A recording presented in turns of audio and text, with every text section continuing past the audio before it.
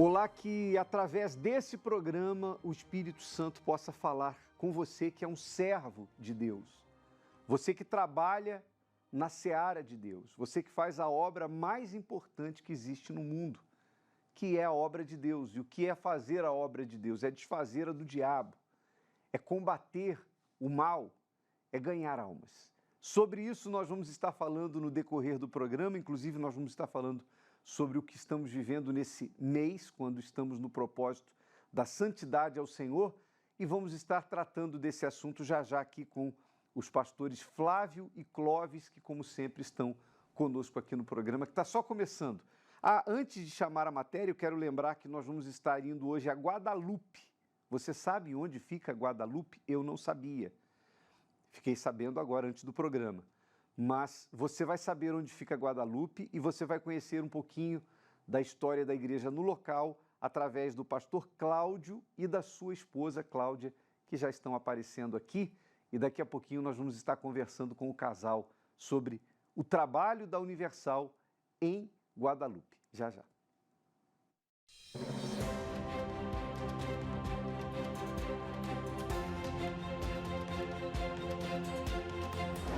Ajuda espiritual.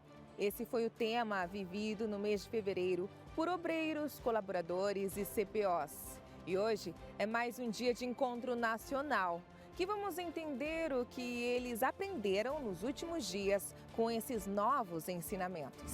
É incrível, né? Porque quando a gente realmente tem ali a intimidade com o Senhor Jesus, a gente está em completa conexão com Ele. Então, indo para o trabalho, no metrô, onde for, eu estou ali pensando em Deus.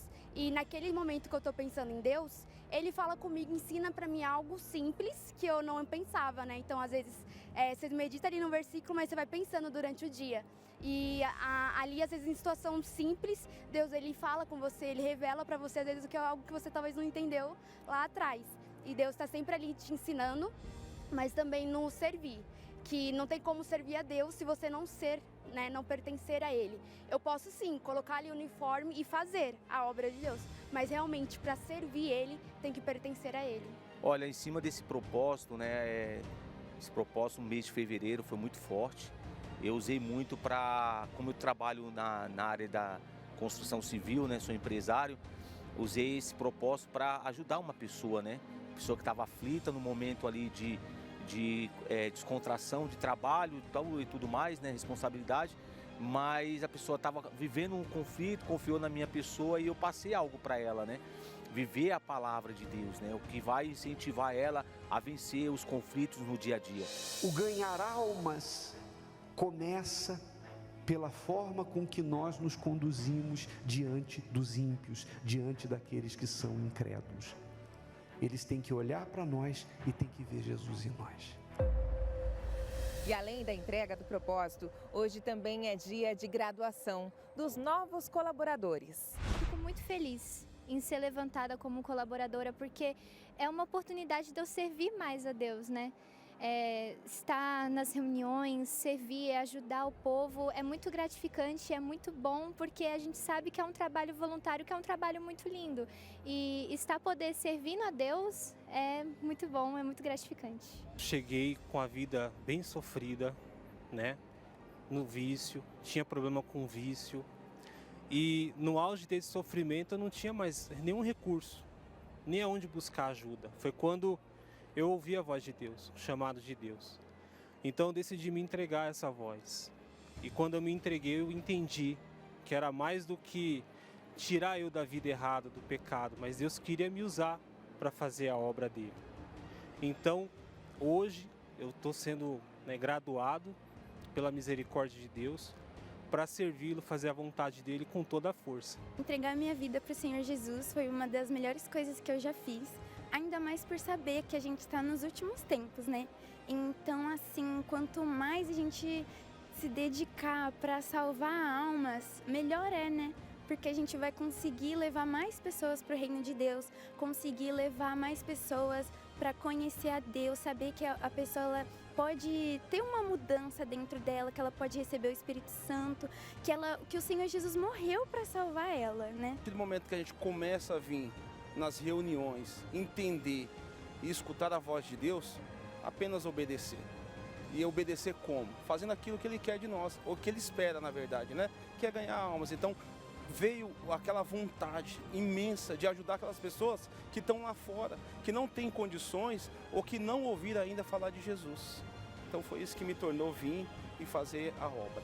Não tem outro caminho, só esse mesmo, o caminho do Senhor Jesus. O sofrimento do mundo, né, me fez perceber o quanto eu precisava de Deus. Então, depois que eu cheguei na igreja, eu vi a diferença na minha vida. Então, isso impactou muito, tanto a minha vida como em pessoas ao redor. Eu vi que eu precisava do Senhor Jesus. Então, eu quis também levar isso a outras pessoas também. Porque quem é salvo quer salvar. E para a reunião especial, o Bispo Adilson destaca uma mensagem para quem acaba de se tornar colaborador. Mas você foi chamado para a obra no dia que você recebeu o batismo com o Espírito Santo. Quando Deus te selou, Ele te deu condições de ganhar almas. Por isso, uma pessoa não precisa ser oficial da igreja para ganhar almas. Você pode ganhar almas, você pode ser usado por Deus a partir do momento que o Espírito Santo veio sobre você. E o mês de março será o mês da santidade ao Senhor. Uma oportunidade que os servos têm de se aproximar cada vez mais de Deus e glorificar o nome de Jesus. O próximo encontro está marcado para o dia 5 de abril. Oh, Santíssimo,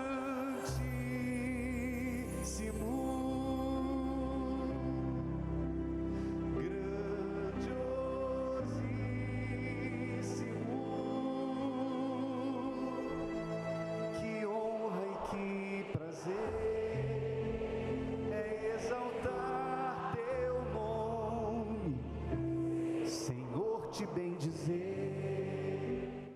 E se por um lado, quando você é graduado, quando você é contado como obreiro, como colaborador, quando você faz parte da obra de Deus, se isso, por um lado, te dá condições de fazer mais e ganhar mais almas, em contrapartida, isso aumenta sobre os nossos ombros a responsabilidade no que diz respeito à santificação do nome do Senhor Jesus. Porque quanto mais contado você é, mais cobrado também você é. Cobrado, que eu digo, não é cobrança humana, mas é a cobrança espiritual, porque a partir do momento que você é um oficial da obra de Deus, as pessoas esperam de você um bom testemunho, que você faça jus à atribuição que você tem, que você faça jus ao quanto você é contado na obra. E se houver da parte daquele que faz a obra um vacilo, é óbvio que isso vai ter um efeito contrário, ou seja, nós entregamos a nossa vida no altar para o ganho de almas. Mas se nós não conduzimos de forma a santificar o nome de Jesus, acabamos contribuindo justamente para o contrário. O mau testemunho, que a Bíblia chama de escândalo, ele pode não apenas fazer com que pessoas que estão na igreja e não têm estrutura saiam, se desviem, como também esse mau testemunho pode vacinar aqueles que estão lá fora para que não venham. Então a responsabilidade é muito grande e eu gostaria que você visse isso comigo na própria palavra de Deus. Olha só o que Jesus disse. Lucas capítulo 17, versículo 1. E disse aos discípulos, é sempre importante isso, né? Você, quando vai ler a Bíblia, procure ver quem está falando e para quem está falando. No caso, é Jesus falando aos seus discípulos. Isso tem palavras, por exemplo, tem mensagens nos evangelhos que você vai ver Jesus falando às multidões, para todo mundo. Nesse momento, Jesus não falou para as multidões, Jesus falou para os discípulos. E repare no que ele fala. É impossível que não venham escândalos, mas ai daquele por quem vierem. Ou seja, Jesus disse que não tem como impedir, não tem como evitar. Se você reparar na história, sempre os escândalos aconteceram. Desde o primeiro templo, desde a primeira igreja, que foi o tabernáculo que Moisés fez no deserto, já na primeira geração de sacerdotes, 2 se corromperam. 2, os filhos de Arão se corromperam. Inclusive perderam a vida, porque por meio deles veio um escândalo na congregação. Então, desde lá até a igreja primitiva e até hoje, nós sempre tivemos e sempre teremos os escândalos. O problema é por quem ele vem. Jesus, com essas palavras, ele coloca uma responsabilidade sobre a pessoa que é motivo de escândalo. E quanto maior é a atribuição, a responsabilidade de quem faz a obra, pastor Flávio, maior é o escândalo quando essa pessoa erra, né, comete um pecado. E o senhor veja que Jesus falou, ai daqueles. Jesus usou essa expressão quando se referiu aos fariseus. Por várias vezes ele falou, ai dos hipócritas, ai dos fariseus. Então a gente vê que para Jesus falar ai daqueles, é porque vai haver consequências gravíssimas. E por quê? Porque eu posso, o meu mau comportamento como um servo de Deus, pode afetar muitas almas, né, bispo? Pode muitas almas ser decepcionadas, não querer mais nada com a fé, sair da igreja, se afastar por causa do meu mau comportamento. E por isso que Jesus ele expressa, ai daqueles pelos quais eles vierem. O ai é o oposto do bem-aventurado, né? Se o homem que teme ao Senhor é bem-aventurado, o que não teme, o que peca... É claro, quando eu falo que peca, não é que você não peca. A gente até falou disso na última reunião. Nós somos imperfeitos, nós falhamos, nós erramos. Mas eu me refiro ao pecado deliberado, ao pecado consciente, a pessoa que sabe que não zela pelo nome de Jesus e ela se conduz de forma inconveniente e isso causa escândalo, né? O nome de Deus é profanado entre os ímpios, entre os incrédulos.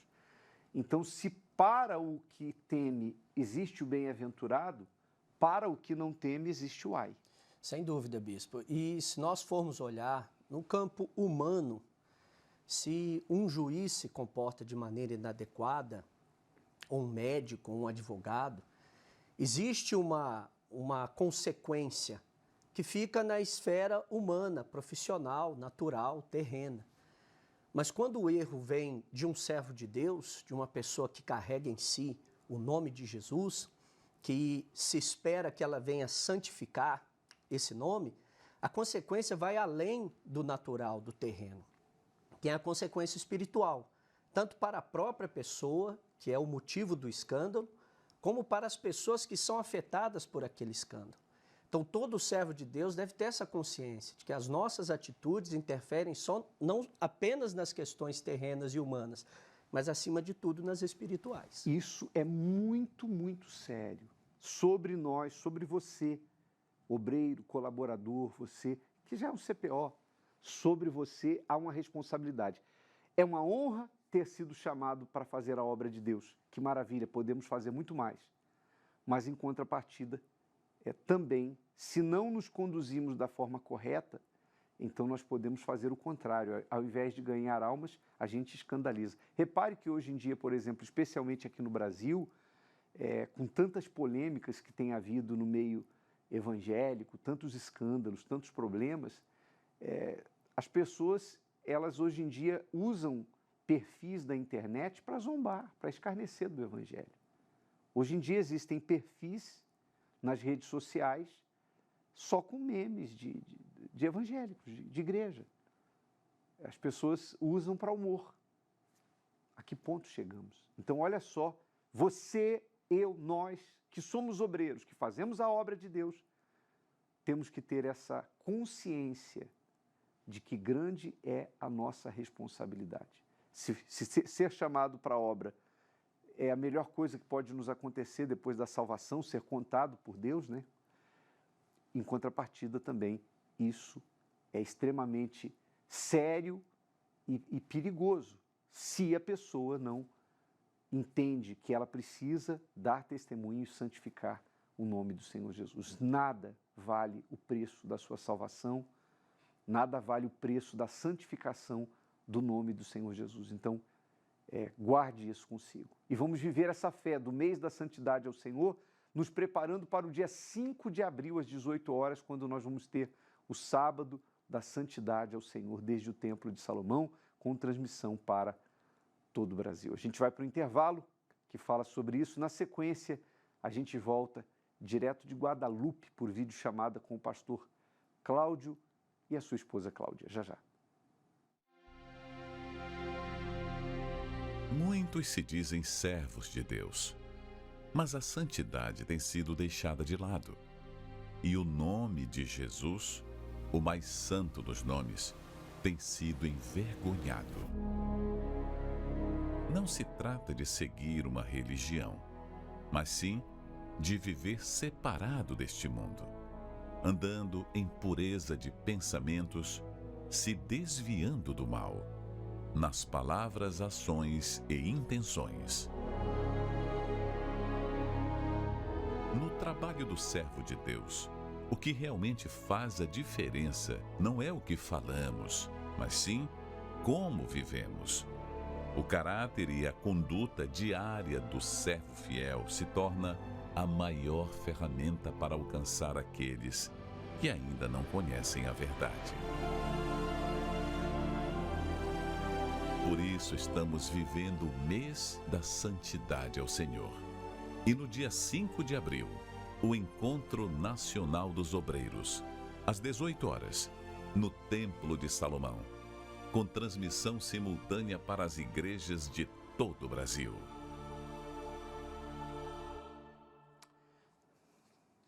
E durante esse intervalo, o pastor Clóvis fez uma colocação que nos lembrou, né?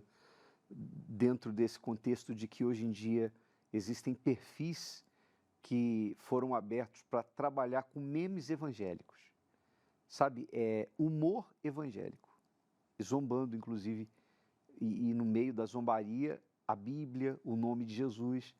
E a gente viu também, agora no início desse jejum de Zacarias, que tem sido uma bênção, uma revelação de Deus para nos ajudar a sermos servos melhores, crescermos espiritualmente. Mas nós vimos pessoas da própria igreja, inclusive obreiros, postando em redes sociais brincadeiras com o jejum de Zacarias, algo tão sério, tão espiritual. Pessoal, preste atenção, não brinquemos com o nome de Jesus, não faça piada, não ria do que é relacionado ao nome de Jesus. Não existe humor com isso. O nome de Jesus tem que ser santificado. Então não aceite brincadeira com isso, não aceite piada. Trate isso com muita seriedade. Vamos então agora direto a Guadalupe.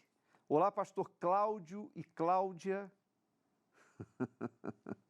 Olá, Bispo Adilson. Olá a todos os servos de Deus que estão lá acompanhando esse programa. Eu ri agora aqui cumprimentando vocês porque vocês são praticamente charás, né? Sim, só senhor. muda de feminino para masculino, né? Mas o nome é o mesmo. Quer dizer que vocês estão em Guadalupe. Eu acho que a primeira curiosidade que a gente tem que matar aqui dos que estão assistindo o programa era a minha há alguns minutos atrás. Onde fica Guadalupe? Bispo, Guadalupe é uma ilha francesa que fica em pleno Caribe. Eu também tinha uma curiosidade quando eu ouvi que eu viria para Guadalupe a primeira vez, em 2014. Eu me lembro que, como do Rio de Janeiro, eu lembro que a única Guadalupe que eu conhecia era no Rio de Janeiro. Nesse caso também, a Guadalupe que nós ouvíamos sempre falar também no México. Porém, quando eu fiquei sabendo que eu viria para Guadalupe, eu nem sequer imaginava que existia essa ilha francesa aqui no meio do Caribe. Uma ilha muito bonita, muito atrativa, porém que também traz, por detrás de toda essa beleza, traz também muito sofrimento na vida de muitas pessoas que habitam aqui nesse país, Bispo. Agora, eu não sei, tem vídeo do país? Temos vídeo? Então, vamos fazer o seguinte, antes de continuar conversando com vocês, Vamos a um vídeo, uma introdução.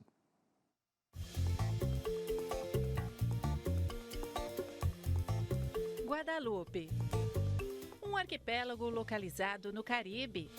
É um território ultramarino da França que combina a cultura europeia com o charme tropical das ilhas caribenhas. A gastronomia do país combina influências francesas e caribenhas, com pratos à base de frutos do mar, temperos exóticos e ingredientes tropicais.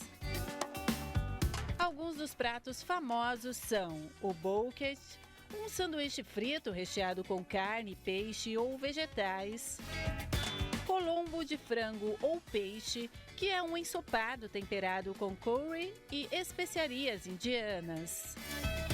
A carne de moure, bolinhos fritos de bacalhau, muito popular como petisco. Já a economia de Guadalupe é baseada principalmente no turismo, na agricultura e nos serviços. A moeda oficial é o euro. A cana-de-açúcar e a banana são os principais produtos agrícolas exportados, além do rum, que é famoso mundialmente. Nos últimos anos, o arquipélago tem investido em sustentabilidade, com projetos para promover o turismo ecológico e a preservação da biodiversidade, especialmente nos parques naturais e reservas marinhas. O idioma oficial de Guadalupe é o francês, mas muitos habitantes também falam o creole guadalupense.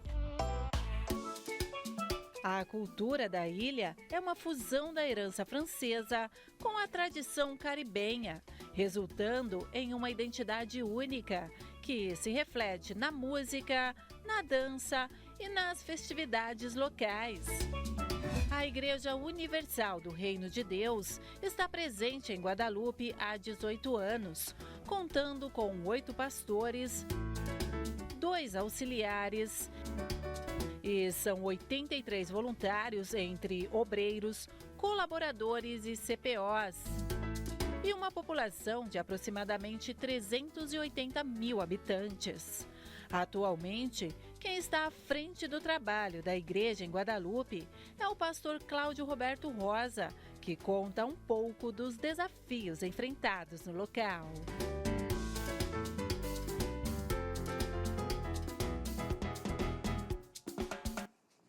Então, Cláudio, já pegando a deixa da matéria aí, quais são os desafios que a igreja enfrenta aí em Guadalupe? Hoje em dia, bispo, nós temos visto, por exemplo, um dos desafios maiores que nós temos aqui, exatamente a alta demanda em relação às famílias. Muitas são as pessoas que hoje em dia têm uma família completamente destruída pelos vícios, pelas drogas. Muitas pessoas também que hoje, como falávamos, mesmo diante de uma bela paisagem que nós temos da ilha, por detrás dessa bela paisagem tem muitas famílias destruídas, muitas pessoas que vivem na depressão. E nós vemos com isso, a cada dia, o número de pessoas que chegam até nós na igreja com esse sentimento de se sentem impotentes diante de situações que hoje em dia é tão emblemático na vida de muitas pessoas, que é essa divisão familiar. E a igreja aqui tem feito esse trabalho exatamente para poder dar a essas pessoas essa assistência. Temos recebido muitas famílias que têm chegado até nós nessa situação de precariedade, de sofrimento, grande sofrimento dentro dos seus lares, e nós temos procurado levar uma palavra, levar essa esperança no coração de cada pessoa que tem chegado até nós, bispo. Hoje em dia, por exemplo, num domingo, que normalmente é o dia que a gente recebe mais pessoas, quantas pessoas passam nas igrejas aí em Guadalupe? Nós temos, por exemplo, aqui na Guadalupe, nós temos 4 igrejas atualmente que, com todas as igrejas, nós temos aproximadamente umas 1.000 pessoas que passam na igreja. Aqui na sede, 500 pessoas.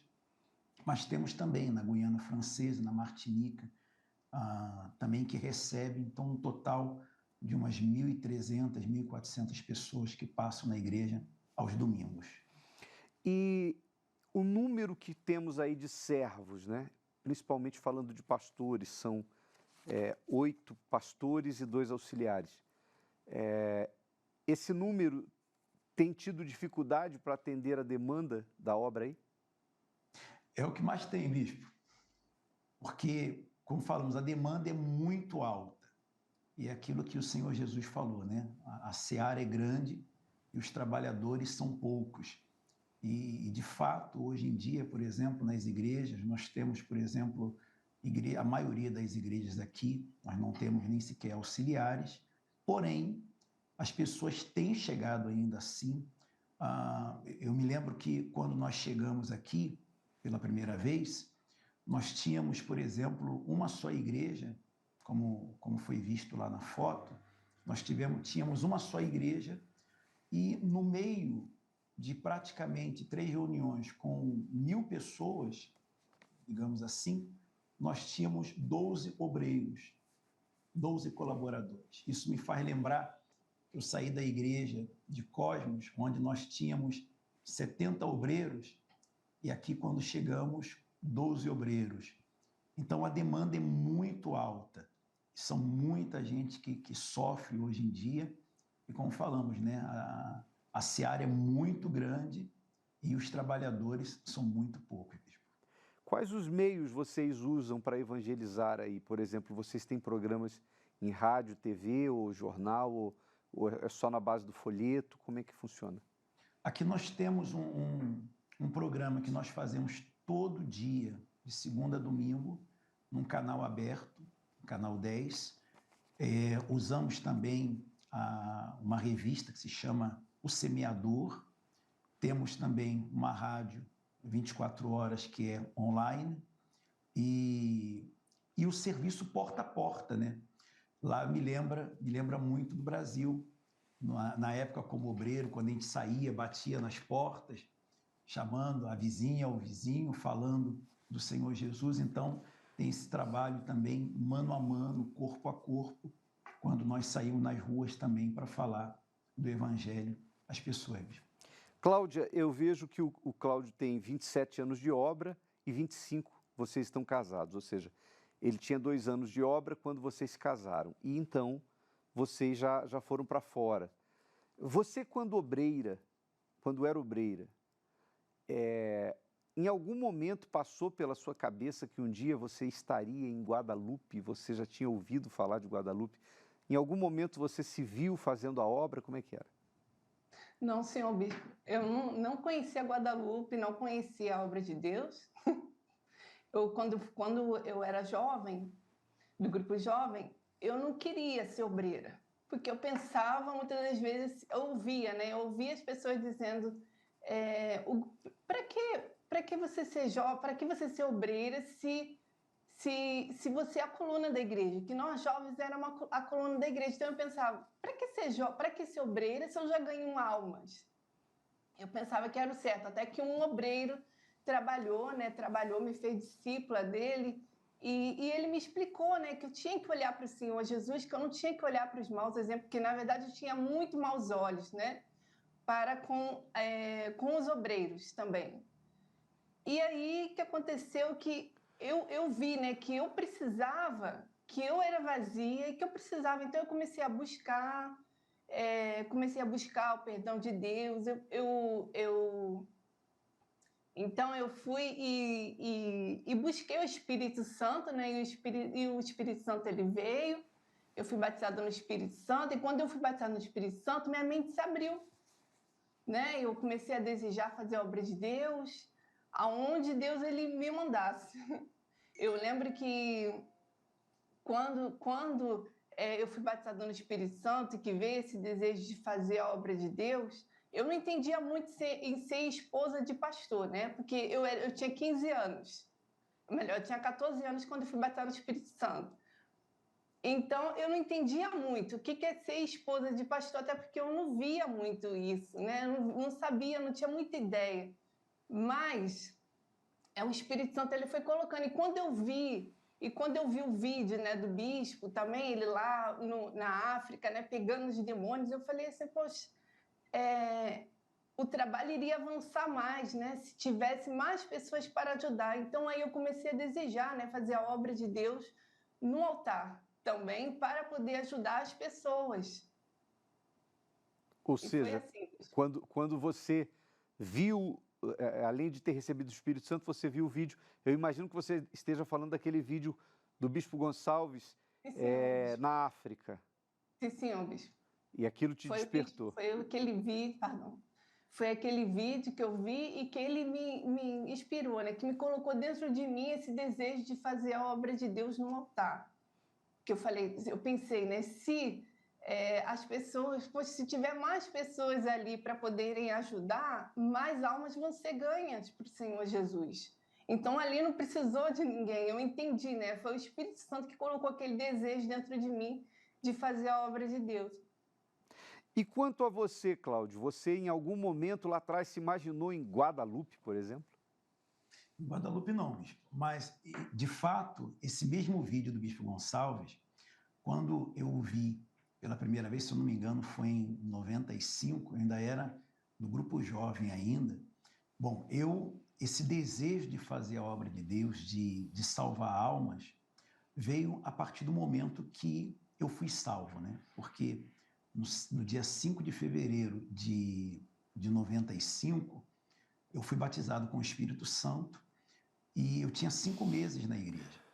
E aquele dia, para mim, aquela sede de ganhar almas foi tão imensa, tão grande, que eu não queria... Eu me lembro que eu queria falar para todo mundo, como até hoje queremos falar para todo mundo da grandeza desse nosso Deus. Porém, uma das coisas que me chamou muita atenção também, eu ainda era do grupo jovem ainda nesse caso, quando a gente viu aquele vídeo do Bispo Gonçalves lá na pequena igrejinha da Rua 5, em Cosmos, no Rio, e aquilo ali impulsou ainda mais esse desejo de salvar almas, de ir. E eu sempre falava para Deus, eu dizia, ó Senhor, usa minha vida, eis-me aqui, envia-me para onde o Senhor quiser, eu estou aqui. Porém, há um detalhe interessante, bispo, que quando eu fiz essa oração a Deus, eu quis colocar também uma condição. E eu falei para Deus assim, Senhor, envia-me aonde o Senhor quiser, eu vou. Então, se o Senhor quiser me mandar para a África, manda para a África, mas eu te peço 2 coisas, que não seja para a Colômbia e que não seja de avião. E com uma semana... Desculpa, por quê? Porque, na época, a gente escutava muito falar de tráfico de drogas, de cartel de Medellín, cartel de Cali. E eu, na minha inocência, eu falei, ó Senhor, para qualquer lugar, menos para a Colômbia. Então, em 97, quando eu fui levantado, eu me lembro que eu estava lá na abolição, numa reunião com os auxiliares, e o bispo, eu estava lá no meio de todos, o bispo apontou e falou, você e você, vocês vão para a Colômbia.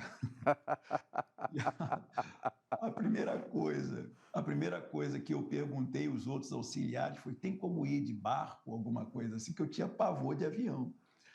E quando foi em fevereiro, em 98, praticamente 5 meses depois de ter sido levantado auxiliar, a gente chegou na Colômbia pela primeira vez, deixando pátria, deixando a família, deixando mãe, deixando irmãos. E que privilégio, bispo, que privilégio poder chegar em uma outra nação. E eu tenho mesmo o hábito de dizer que quando nós estamos fora, a importância de depender ainda mais de Deus é muito mais acentuada. Porque eu costumo dizer que não há melhor lugar para o brasileiro que o Brasil. E quando você está fora da sua pátria, você se confronta com novos hábitos, você se confronta com uma língua diferente, que foi no meu caso. Eu cheguei na Colômbia cru, sem saber falar nenhuma palavra em espanhol, e durante toda essa trajetória, graças a Deus, nós podemos dizer que até aqui o Senhor nos tem ajudado, E respondendo à pergunta do senhor, não, eu não me via na Guadalupe, até porque depois de anos falando o castelhano, o espanhol, em 2014, assim que foi anunciado que eu viria para Guadalupe, como eu dizia, eu não sabia nem sequer aonde que era Guadalupe.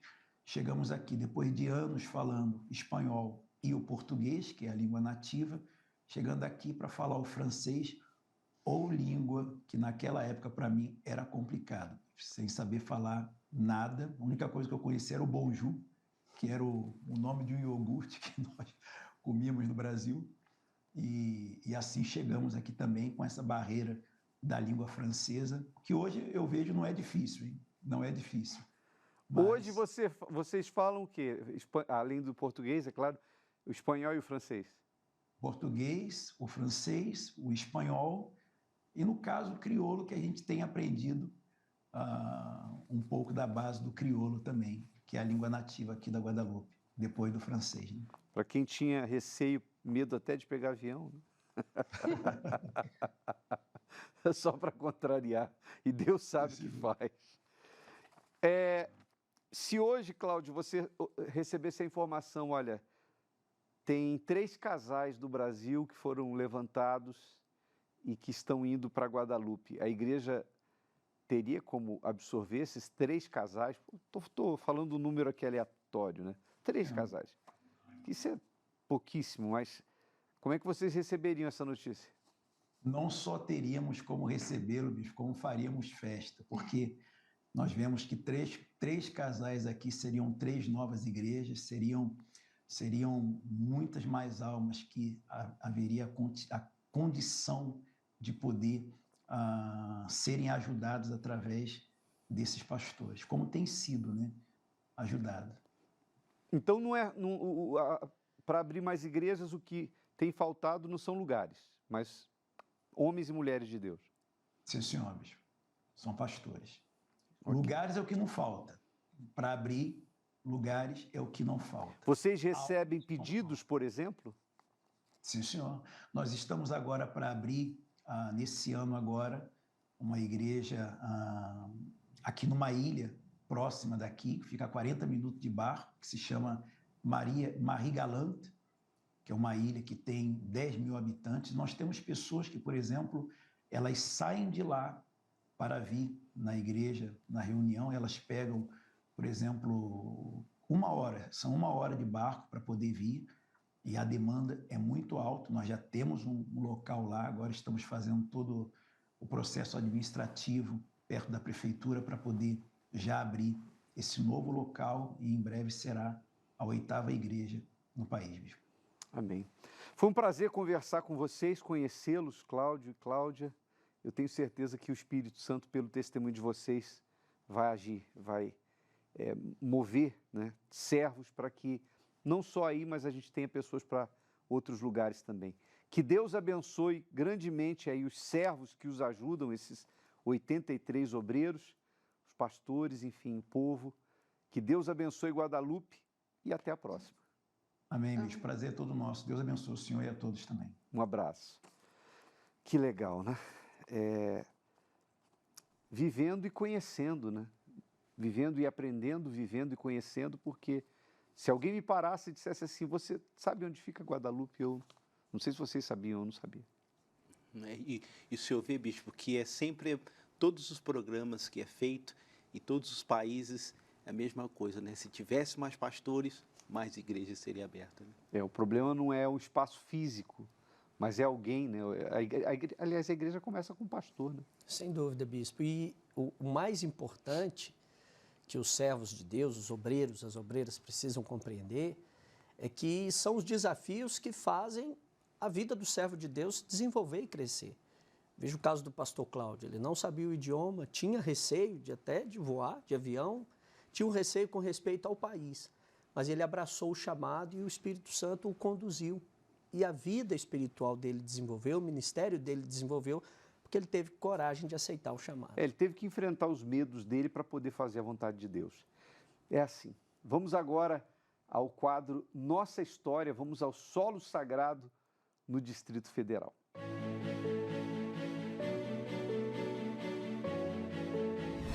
história de hoje começa aqui em Taguatinga, região administrativa do Distrito Federal, onde o trabalho da Igreja Universal começou há 38 anos. Aqui, a igreja floresceu, desenvolveu e gerou muitos servos para o reino de Deus, até que abriu-se uma nova porta, lá na região central de Brasília, no plano piloto. E é este lugar que vamos conhecer agora.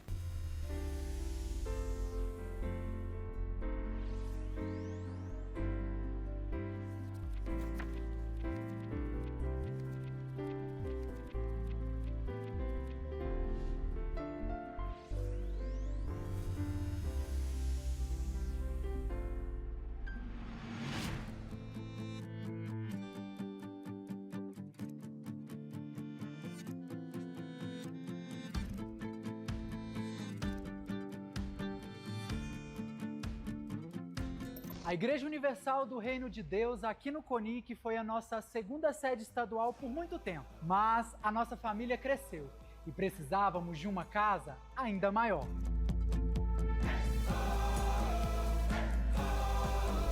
E foi aqui, na Catedral da Asa Sul, com capacidade para mais de 2.000 pessoas, que estabelecemos nossa sede estadual durante vários anos. Mas o sonho de Deus para nós não se encerrou por aí. Ele quis que voltássemos para onde tudo começou. E foi então que iniciou-se a construção do Solo Sagrado em Taguatinga.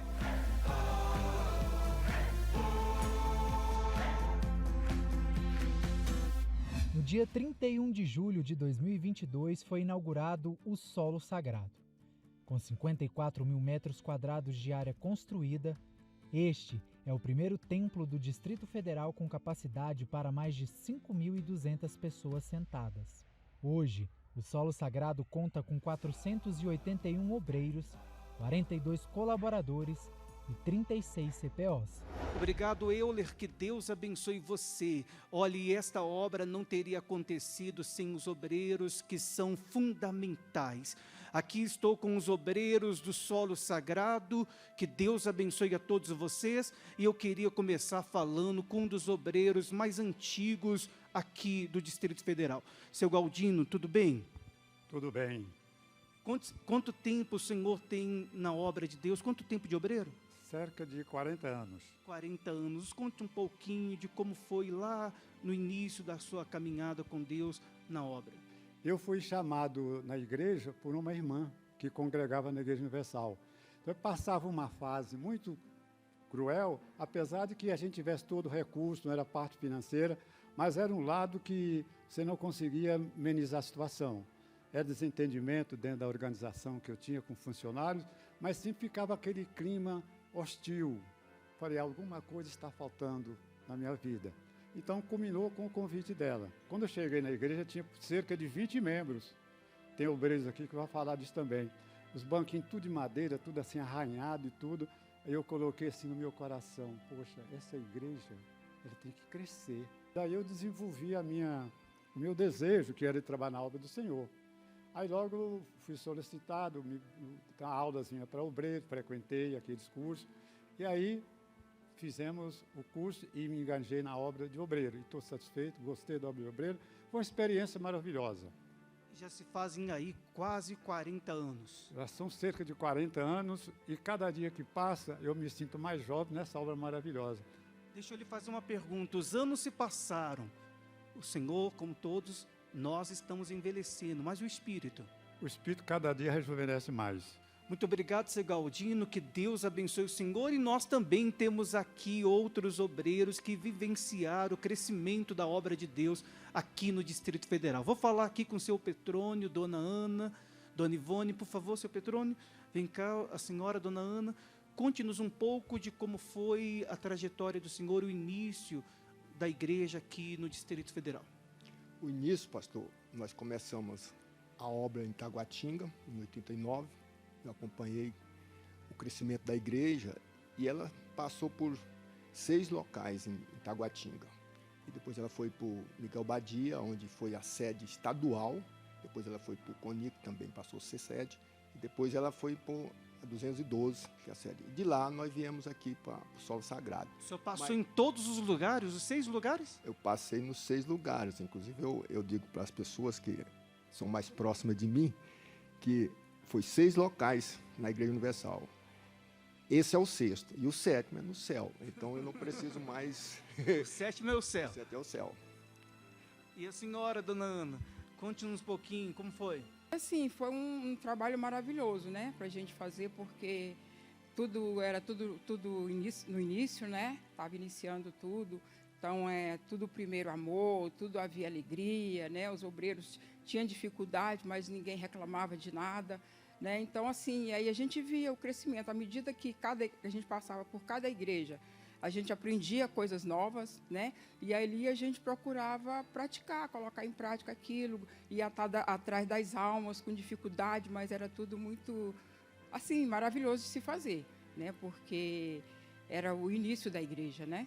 E essa alegria lá do início, a senhora conserva até hoje? Com certeza, com certeza. Inclusive, para nós hoje estar aqui no solo é um privilégio muito grande, porque a gente esperou esse momento, né, de estar numa igreja como Solo Sagrado hoje.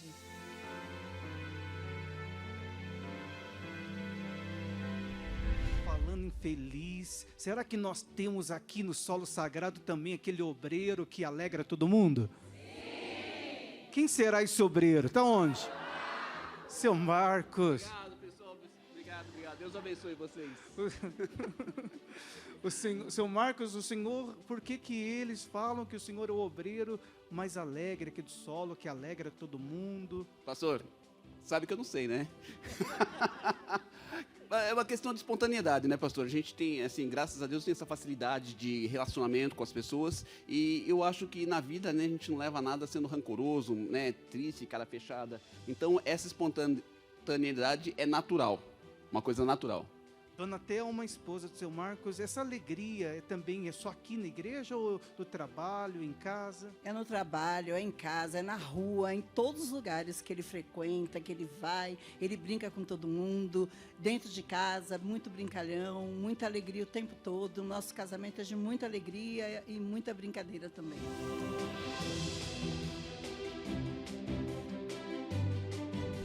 Falando em casamento, eu queria chamar o pastor Christian, que está lá no nosso jardim aqui do Solo Sagrado, e ele está com um casal que se conheceram aqui na terapia e também se casaram na terapia do amor. Pastor Christian, é com o senhor.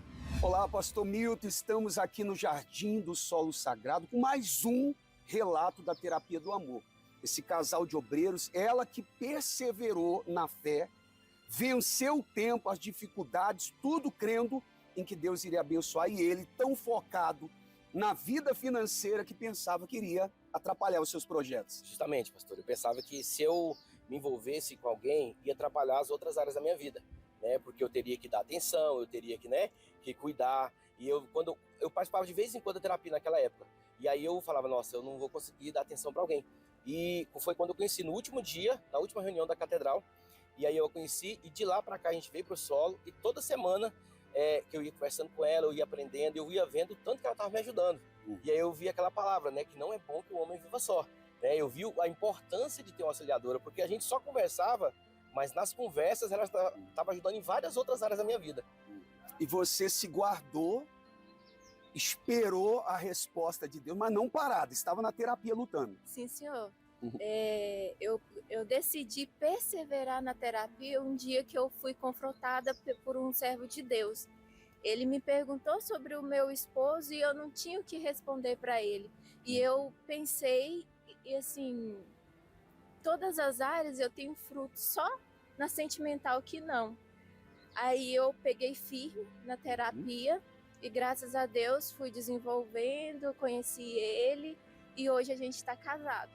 Você teve experiências no mundo e hoje tem uma experiência de ter um casamento blindado. Sim, pastor, mas eu tive que aprender o que era certo, né? Tanto é que quando eu comecei a conversar com ela, eu falei, olha, eu tenho que aprender, eu tenho que sentar na escolinha e aprender, né? E aí foi quando eu comecei a participar da terapia do amor.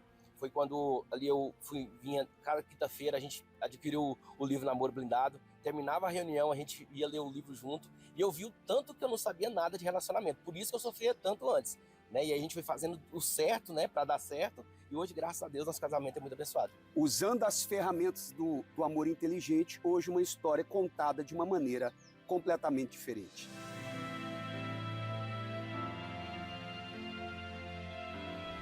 Falando em frutos, vamos agora ao pastor Patrick, que está fazendo a obra no exterior, lá na Rússia. Que Deus abençoe o Senhor, pastor Patrick, nos conte um pouquinho dessa experiência, saindo aqui do Distrito Federal, fazendo a obra aí na Rússia. Olá, pastor Milton e todos os obreiros aí do Distrito Federal. Que Deus abençoe grandemente. Sou o Patrick, essa é minha esposa Camille, e nós estamos servindo a Deus no leste europeu, mais precisamente na Rússia.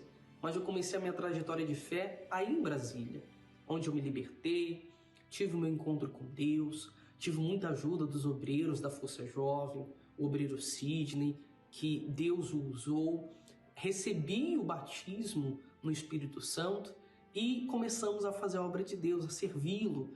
E então Deus me levou para São Paulo, onde nós também servimos lá, e o Espírito Santo nos trouxe aqui para o leste europeu. Estamos aqui servindo, levando a palavra de Deus aos aflitos, sofridos, apesar do frio, da distância, da cultura ser totalmente diferente. Tem sido uma honra e um prazer servir ao nosso Senhor Jesus Cristo. Que Deus abençoe a todos grandemente. Pust Bor Blagoslavit Vas, Abilna, Vaimia Gospoda e Sussa Christa. Que Deus abençoe a todos em nome do Senhor Jesus Cristo. Um forte abraço.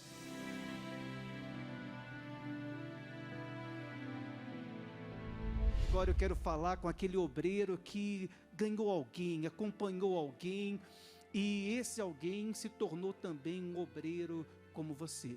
Tem aqui alguém? Quem? Lion e a Manu. Por favor, Lion.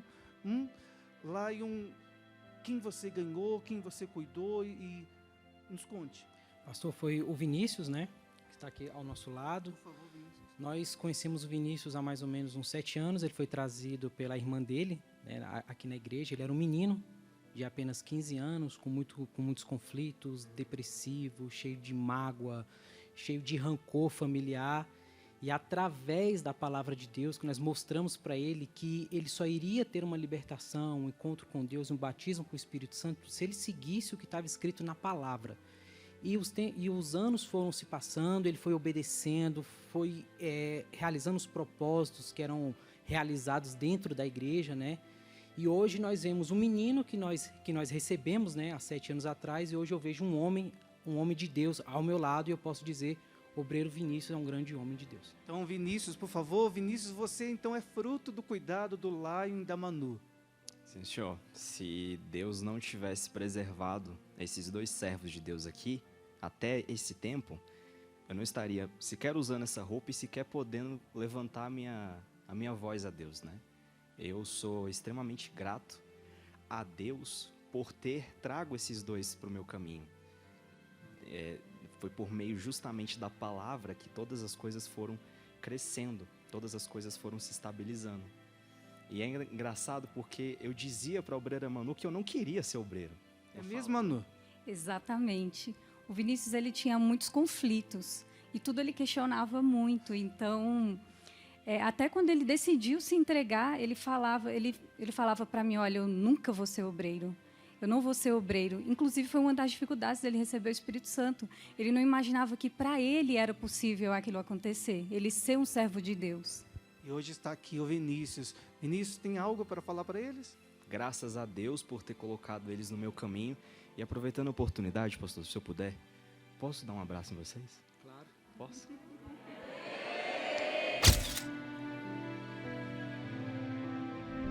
Olha, e aqui no Solo Sagrado nós tivemos agora a graduação dos novos obreiros. E eu gostaria de falar com a dona Andréia, que é a nova obreira aqui do Solo Sagrado. Uma das novas obreiras aqui do Solo Sagrado. Dona Andréia, conte-nos essa experiência, senhora, que foi levantada agora nessa última graduação. É uma honra, pastor, servir ao Senhor, servir ao meu Deus, um Deus que tudo fez e ainda vai continuar fazendo. Olha, nós sabemos, dona Andréia, que se leva 2 anos até a preparação para um obreiro. 1 ano fazendo CPO, mais 1 ano de colaborador. Então, até se formar um obreiro, leva-se 2 anos. Mas a pergunta que eu faço para a senhora, e quanto tempo permanece um obreiro? Enquanto nele houver temor, pastor. E eu estou aqui com aqueles que se colocaram à disposição do Espírito Santo de cumprir o ID. Lucas, você abriu mão do seu sonho pelo sonho de Deus. Isso mesmo, pastor. Eu tinha um sonho de seguir a mesma carreira que meu pai seguiu, que é na área da comunicação. Eu até tentei, fui para um lado, fui para o outro, mas nada me trazia paz. E foi quando Deus começou a me incomodar referente ao altar. E eu sempre corria, sempre tentava me esconder. Mas chegou um ponto que, enquanto eu não entreguei a minha vontade, eu não tive paz. E hoje, pela misericórdia do Espírito Santo, eu estou indo para cumprir o ID. Esse é o solo sagrado que continua preparando servos para ganhar almas pelo Brasil e pelo mundo.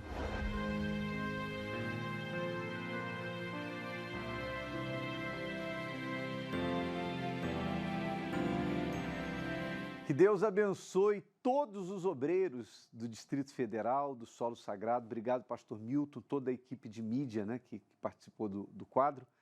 E é isso, né? Semana que vem nós vamos estar de volta e teremos mais nossa história, mais entrevistas com os companheiros de fé que fazem a obra fora do Brasil e vamos estar nos preparando ainda mais para o dia 5 de abril, o sábado da santidade ao Senhor, a partir das 18 horas, direto aqui do Templo de Salomão, com transmissão para todo o Brasil. Obrigado, pastor Flávio, pastor Clóvis.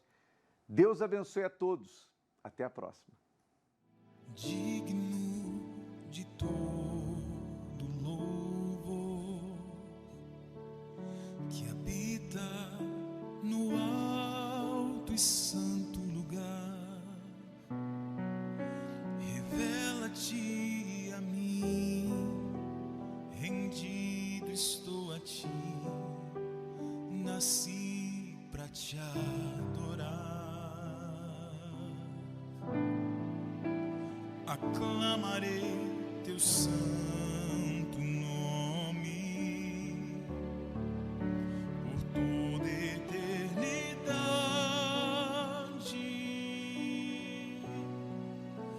Revela-te a mim, rendido estou a ti, nasci pra te adorar.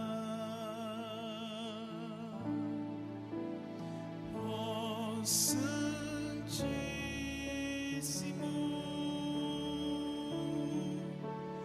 grandiosíssimo,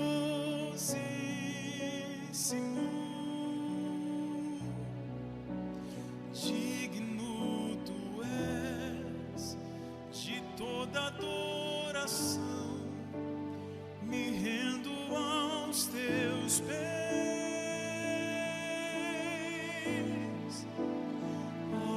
Santíssimo,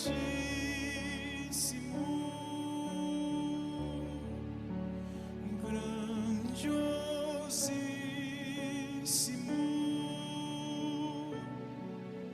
que honra e que prazer é exaltar teu nome.